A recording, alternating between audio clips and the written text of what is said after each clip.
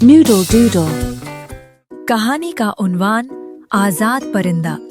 एक ताजिर के घर में एक खूबसूरत तोता कैद था।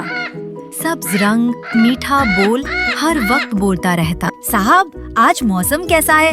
आपने चाय पी? सफर पर कब जा रहे हैं? ताजिर तोते से बहुत प्यार करता, मगर उसे पिंजरे में ही रखता। एक दिन ताजिर ने कहा, मैं जंगल जा रहा हूँ, कुछ चाहिए?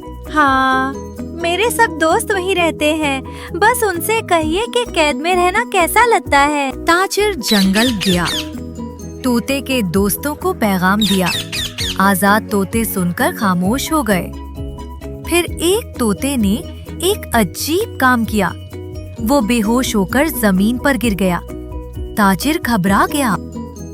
ताजिर वापस आया, पिंजरे वाले तोते को सारी बात बताई। और जैसे ही मैंने तुम्हारा पैगाम दिया, तुम जैसा ही एक तोता बेहोश होकर गिर गया। ये सुनना था कि पिंजरे वाला तोता भी फौरन गिरा, बिल्कुल बेजान। अरे नहीं, मेरे तोते को क्या हुआ? क्या ये भी मर गया? ताजिर ने पिंजरे का दरवाजा खोला।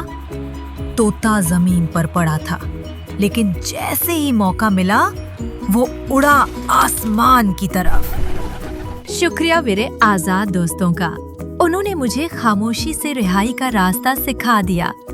ताजिर देखता रह गया, हैरान मगर खुश। अखलाकी सबक। बच्चों, ये कहानी हमें सिखाती है कि कुछ चीजें अल्फाज से नहीं, खामोशी और अमल से सिखाई जाती हैं।